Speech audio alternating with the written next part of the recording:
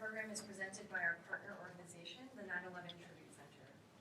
The moderated conversation you're about to hear is a new addition to the museum's regular auditorium programming, which also includes Facing Crisis, America Under Attack, a short film featuring original interviews with President George W. Bush, New York Governor George Pataki, and New York City Mayor Rudolph Giuliani. We invite you to join us for a screening of this film at 5 p.m. or during another visit. The exhibitions at the 9/11 Memorial Museum are filled with first-person stories and the voices of people who experienced 9/11 and its aftermath. The recognition that history is written out of the stories of real people is at the heart of the mission of the 9/11 Tribute Center and the basis for We Were There. Our partners at the 9/11 Tribute Center created a video to tell you a little bit about their organization and the programs they offer. Following the video, we will be joined by our moderator, Judith Pucci, and two speakers from the 9/11 Tribute Center. Please keep in mind that there will be an opportunity to ask questions at the end of the program. This program will run for 30 minutes. Please note where your exits are located. We ask that you turn off all electronic devices. There's absolutely no photography or recording allowed during this program. And thank you.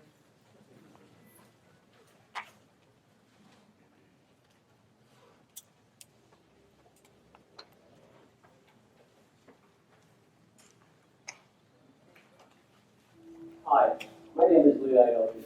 I'm the president of the 9/11 Tribute Center. I'm also a board member of the 9/11 Memorial Museum. The 9/11 Tribute Center was started almost a decade ago by myself and Jennifer Evans. We brought together people who were deeply affected by 9/11 and built a community that is devoted to preserving and sharing their 9/11 experience. We felt the need to give a voice to those people who had their voices stolen from them on 9/11.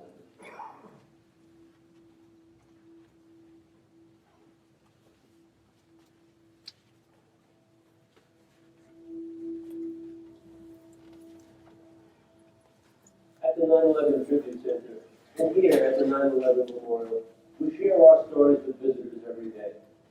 Our tour guides come from what we call the 9/11 community. They're all volunteers.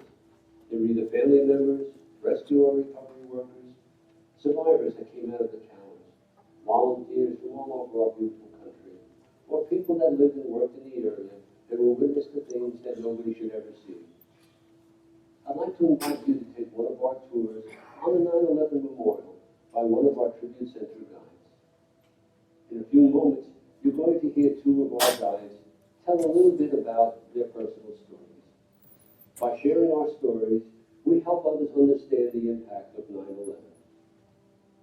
The Tribute Center is a place of healing, support, and a testament to our strength.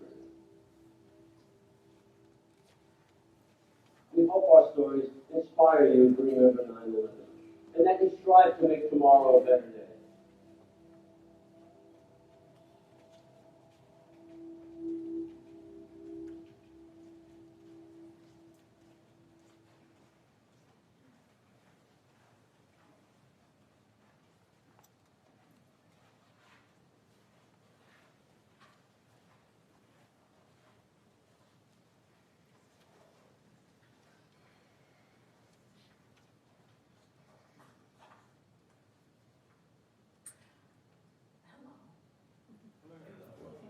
Thank you for answering. That's very sweet. Before we get into the program, I just want to share something with you that happened outside, and I think you might find it interesting. If today you might have noticed that on some of the names there are white roses. Does anyone know the significance? What is it? Yes, exactly. It means it's that person's birthday. So the memorial does that. So whenever you see a white rose, it has to be a white rose. If it's a red rose and it doesn't have the same significance, that would mean it's somebody who knew that person came and left it. But I was standing by the South Tower pool, and a man came along, and he took the white rose out of one name, and he put it into another. And my hand went right out, and I said, no, no, no. And he just looked at me. He said, did you know that person? I said, that indicates a birthday. Turned out he was in charge of putting the flowers there.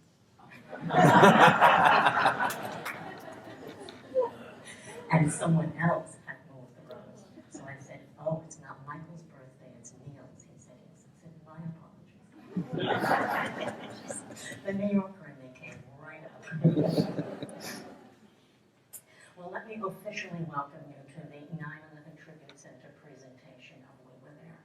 My name is Judith Pucci, very Italian, and I am a Tribute Center walking tour guide. As you just heard Lee tell you in the film, all of us at Tribute are people whose lives have been directly affected by the events of that day. We are a very diverse group. We're of different ages, different backgrounds, so much so that in the normal course of life, many of us would never have met. Now we share a powerful bond. And Tribute, you could say it's our home base. It's where we find support, and it is where we tell our stories about what September 11th was like from the inside. So this afternoon, you're going to be hearing two of these stories. They're going to be told to you by, in this case, the two men who actually lived the events they'll be telling you about. Next to me is Peter Rinaldi, and next to Peter is Vinnie Doherty. Vinnie asked me to say his last name with a brogue, but I cannot do that, so Doherty it is, there it is. Vinnie is, or was actually, a captain in the New York City Fire Department. He was a firefighter for 25 years, and he spent most of that time in special operations, a division of highly trained firefighters. So think of it this way. Firefighters help us, but when firefighters need help, Vinny and his boys come in and take care of them. Peter is an assistant, or was, again, I'm putting almost in the first tense, I'm getting the boys back into work. Peter was the assistant director of engineering for the Port Authority of New York and New Jersey. You probably don't know this because there's really no reason you should, but the Port Authority is the organization that manages the World Trade Center. They are the ones who are overseeing all of the new building that's going on outside. They also are responsible for overseeing the management of our three major airports in the city and many of our tunnels and bridges. So that was Peter's employer. The offices for the Port Authority were located in the North Tower. So that is where Peter worked. The North Tower was the first building that was attacked that morning. We're going to begin with Vinny. So let me just briefly set the scene for you. For firefighters, this is the fire department now, for firefighters on September 11th, the first attack began when the night shift was ending and the day shift beginning. It's because of this overlap that such a tremendous number of firefighters responded immediately. Whether they were on duty or off, they came down here. And Vinny was one of them. Vinny, I'm going to let you take it from there. Thank you. I was on duty that day, but I was in special operations, hazmat operations in particular, or special operations command. My duties were not necessarily frontline at that point. I had 19 years on, and I was basically on light duty.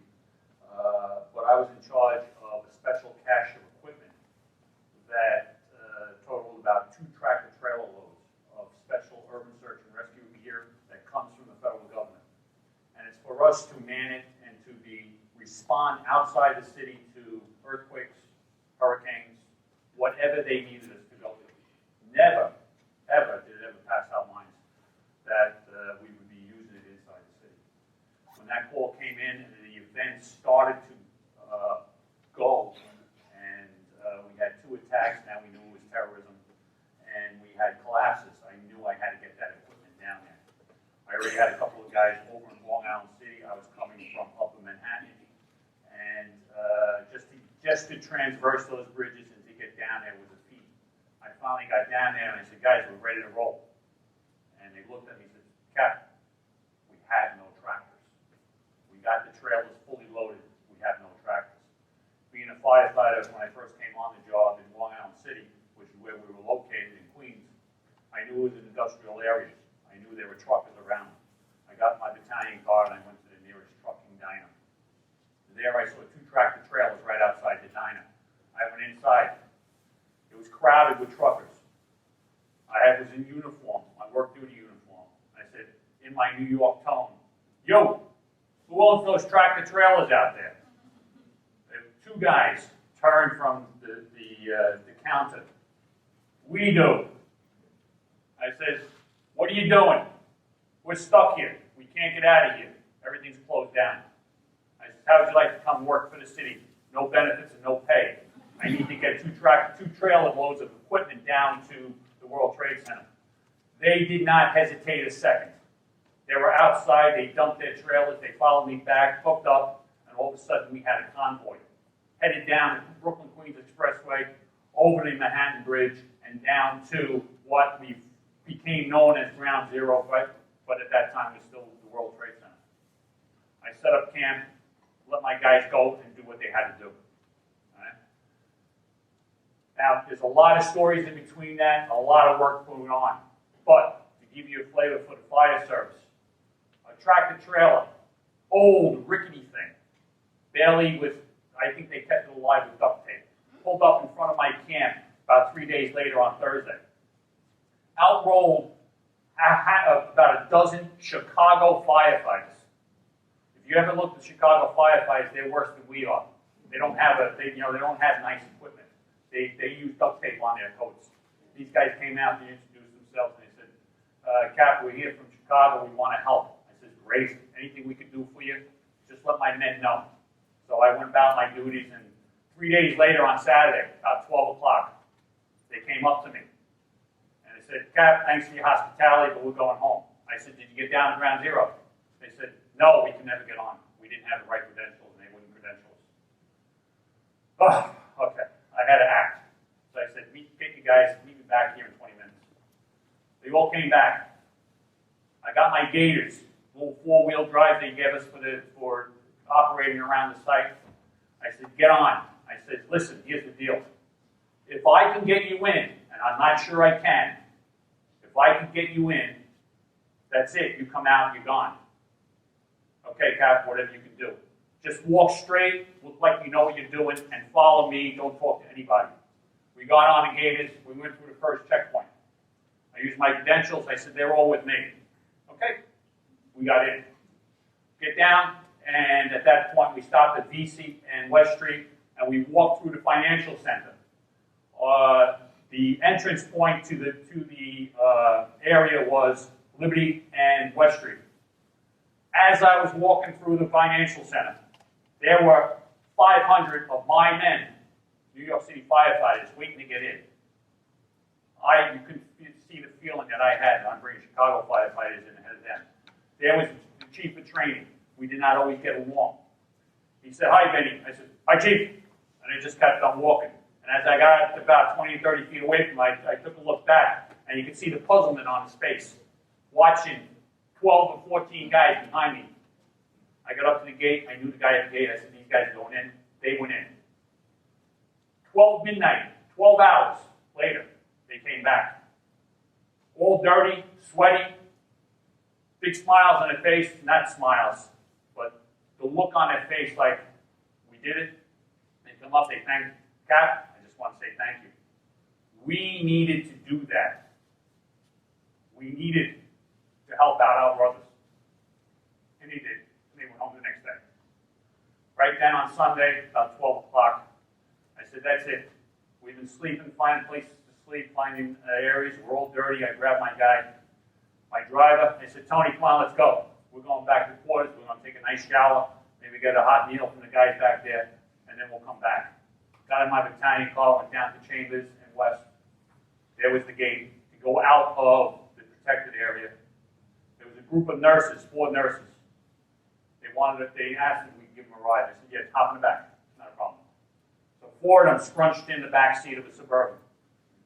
As we went through the gates, I was amazed. I hadn't been off site for the 5 days. I was amazed. People to the right of me, people to the left of me, people in the median of this West Side Highway, all clapping as we went by. I turned to Tony. What are they doing? They want to give us water. They want to give us candy. They went all the way up to Canal Street from Chambers. Tony just said, I think they're clapping for us. I said, why? with that, it was the first time that I actually cried 5 days later. And I turned my head to the window because I didn't want the nurses to see me cry. But they needed, even every New Yorker needed to do something.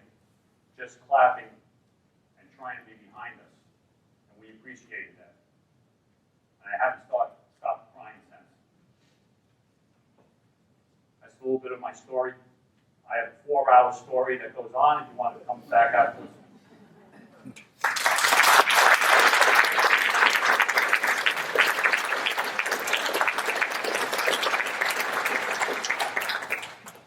I was one of those people applauding you. I'm a resident of Lower Manhattan, and it's true. It was just, we would have carried you on our shoulders if we could. September 11th took an historic toll on our fire department. I'm going to give you some, I still find breathtaking statistics. 343. That is the number of firefighters that were killed that morning. Never before in this city's history had we lost so many firefighters in a single day. And they were not alone. 23 New York City police officers dead. 37 Port Authority police dead. September 11th stands as the worst loss of first responders in a single event in United States history. Many agencies shifted into high gear that morning. After the attacks, Peter was assigned to the engineering team responsible for supervising the cleanup. Can you imagine what that cleanup must have been like? This included providing technical assistance to police, firefighters, and other emergency personnel throughout the course of the rescue and recovery effort.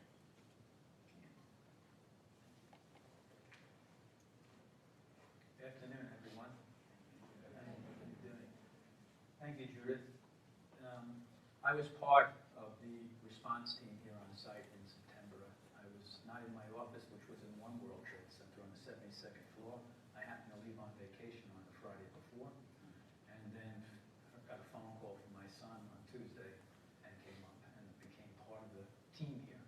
What I'd like to do is share with you a little bit about what it was like being here on the site, and also maybe give you a little insight to one of the artifacts down in the museum. If you've been down in the museum, the last column, tell you how that came about. When I arrived at the site, the first thing I did was, after putting the respirator on, was actually walk around the site and take a look at what used to be the World Trade Center. I can't describe to you what it was like in terms of your senses.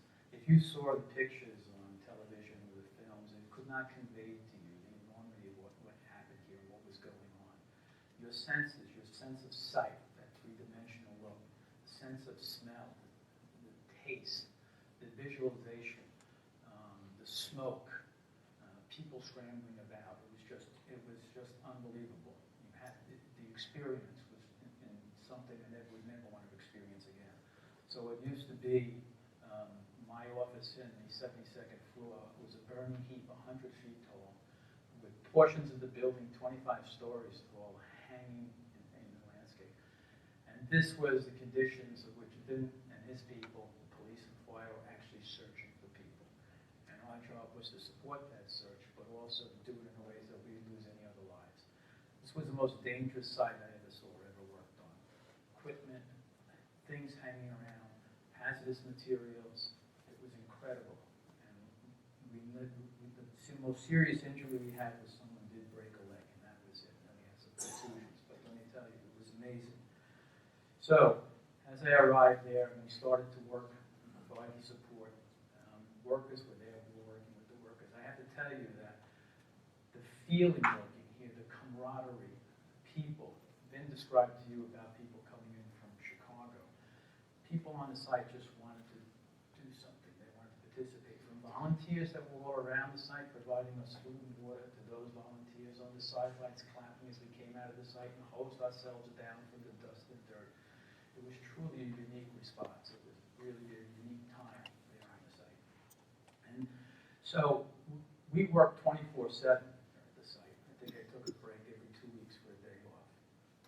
I always say a week on the site is like a month anywhere else. Time just because of what was going on. And as the days, the weeks, and the months went on, and we were searching and we were finding material, we started to think about how this would all end. And we were right in the thick of this. What would happen? We started discussing among ourselves. And we said, you know, when it comes to the end, that last piece of the World Trade Center, we just all want to follow that piece, take it down, and just march and keep going out of the site. And that's how the last column came about. That's what the last column is. It was in March, about 6 months into the recovery efforts, that we actually, when the pile became something called the pit, okay, you may see that in the museum. And we were driving in over a debris road that actually became part of what was the core of number 2 World Trade Center. So I helped build a bridge into the site so that we could then get into that road and excavate it out. And we did that in March. And as we excavated that part of the site out, it happened to be the lobby area of Tower 2. And it was the area where we made the most recoveries on the site. We found the most bodies. Why? It was a staging area for the police and fire that were coming to rescue. They were in the lobby. It was a lot of civilians coming out. And when the buildings collapsed, they all died and they got buried there. And we found them. So we had a tradition on the site, kind of unwritten, that if we found someone, if that person was a fireman or a policeman, everyone got a honor guard, got a flag draped on the gurney, and 6 of their comrades, if it was a policeman, 6 policemen, if it was a fireman, 6 firemen, and if it was a civilian, like one of you, 6 of us would carry that gurney out of the site, right behind the chopper. So I tell you, you really know the meaning of 9/11 when you carry a body out of the site, as I did in April of 2002. Anyway, as we excavated down that area, we started to uncover a column. It was a corner of the lobby of 2 World Trade Center. And by spontaneously, flowers appeared at the column. Then someone put some names on it and some numbers about people died. And as we excavated the site down, more and more people signed the column. And we said, that's going to be the last piece of material, the last piece of the World Trade Center that we carry out of here.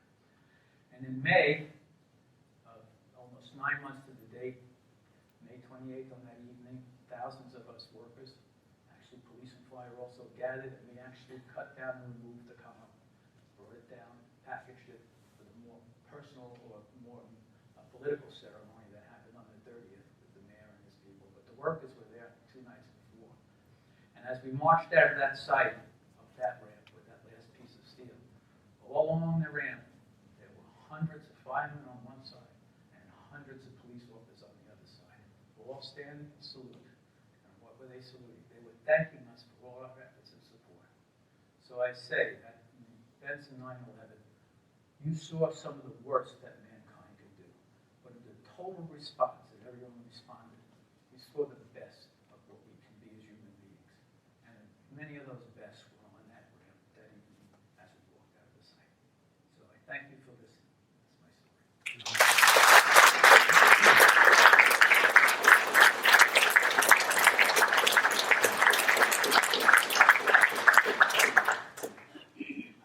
Peter was here at the Trade Center full-time. Post-September 11th, this became his life. From mid-September of 2001 until the recovery effort was completed on June 30th of 2002. But his work didn't end there. Peter joined the rebuilding team, and he contributed to the planning of the new Trade Center that you see going up outside. And he did that until 2010. What I'd like to do now is just give you the opportunity, we have some time, just give you the opportunity if you feel like you'd like to ask a question. The boys are available. Oh, wonderful, please. What type of help did you get from the federal government? The question was, what type of help was forthcoming from the federal government? Do I really want to ask? Well, I can tell you from being here at the site, the most help we got from the federal government was financial. Was through FEMA. They provided the funding for what went on in terms of the response. There was a time in a discussion about whether the federal government would take over the recovery and search effort. the site. But we found that between the people here at the site and all of us, that they could not do a better job. So they pretty much stayed in the background and left it to the locals, as I say, to carry the day, and that's what happened. Which is, gets into it because that's what we want the federal government to do. We want them to give the federal aid. Because when you look at their assets, they really have no assets. They have the military. And we don't use the military on our shores. Okay? National Guard is a state asset. Their USAR teams from FEMA are fire departments from all over the country, just like we were. All 29 USAR teams were cycled in and out of there. They were locals getting paid by the federal government to help us, all the locals. Basically, that's what it was. And that's what we want them to do. Anyone else? Oh, did I say hi, please? What is the number still missing? The question was, what is the number of people who are still missing, not identified? Right. I can answer that. Yeah. As of today, actually, 49% of the people who died here at the Trade Center have not been identified. So the death toll here at the Trade Center alone is 2,749. That means that that morning, a little over 1,100 people basically did the equivalent of vanishing into thin air. Most likely, or at least very likely, we have their remains, and they are all being kept. They're human remains. They're being treated with great dignity and respect, but there's a very practical reason for holding on to them as well. As DNA technology advances, we hope to identify more people and return the remains to family. I used to think that that was very far-fetched, 8, 7, 10, 12 years on now. Last year, 2 people who died here that day because of advances in DNA have been identified and returned. Anyone else? Oh, please. How long did the fire smolder? Because I'll never forget the smell. How long did the fire smolder? Well, I can tell you, they declared the fires officially out, I think, sometime in November. But if you've ever had a campfire and you stoke the coals of the campfire, and the next morning you get up and you kind of uncover the coals and you can restart the campfire. I can tell you that that's what happened on the site as we start to excavate down. I can tell you personally, I was standing out on a pile of steel in January, with some of the firemen deciding about where we would try and go into the search. And all of a sudden, I felt this heat coming up. It was steam coming off the steel. And it was steam from the water coming up my pants leg, and my shoes, my safety was actually starting to get tacky from standing in the steam. It was that hot. When we excavated the material, and we put it, after we searched it, we put it on a truck, and then we tarp it. We drive maybe 50 feet, the tarps would burst into flames. So we had to start watering everything down. That went on for months because it was just so hot. So I would say that actually into the end of January we had fires on the site. We have time for one more question. Please. Captain, what other fire groups came in other than Chicago? Chicago was one that I knew about because it came directly from my camp. But the USAR teams are from all over the country. LA, Seattle, Denver. They all have USAR teams. Fairfax, they all came up. There was very little security first couple of days, so just about anybody was, if you had a fire code, you came on. As a matter of fact, you all remember the famous picture of President Bush put his arm around firefighter was retired for 5, 10 years. Came up as fire. More than that, way more than that. That's how it was. But after that, nobody can get on site without proper credentials. Yeah, just to mention, not only firefighters volunteering, but I know personally the Salvation Army is here on site. Tremendous organization, let me tell you. And they came from all over the country in 2-week shifts. They would come in and stay and rotate. They came from all over volunteering. It was amazing. Red Cross was here too, but I got to tell you, Salvation Army was just. It's wonderful to get this behind-the-scenes information, isn't it? So why do we tell our stories? That's a question we're asked often on tours.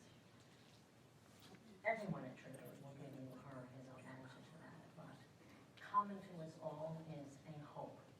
And the hope is that by telling our stories, we can show that September 11th, as horrendous as it was a day that was about more than loss. That it was also about our resilience. And I don't mean our resilience, I mean our resilience. The resilience of the human spirit and its enduring capacity to move forward. Telling these stories here is, we hope that it will enrich your experience at the museum today. I'd like to just close with one final thought, and it actually has to do with all of you. I often think that when I look out, that it must be so easy for you to see yourselves as passive players in all of this. Let me assure you, you are not. You are actually essential to our storytelling, because with you, we become in this together. And by coming together, we can take a small piece of a brutal day and create a life-affirming experience. An experience that reminds us of our shared humanity. I usually don't have this happen, but it will prove to you that what I'm about to say to you is completely sincere. On behalf of Tribute, on behalf of the boys, and on behalf of me, thank you for sharing your time with us.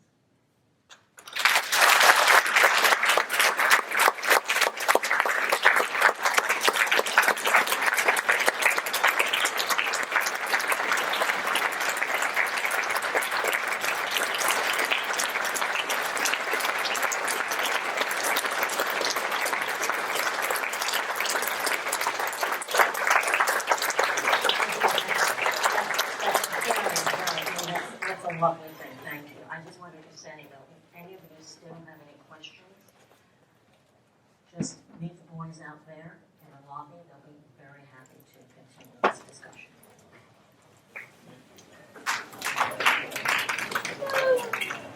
Totally excellent.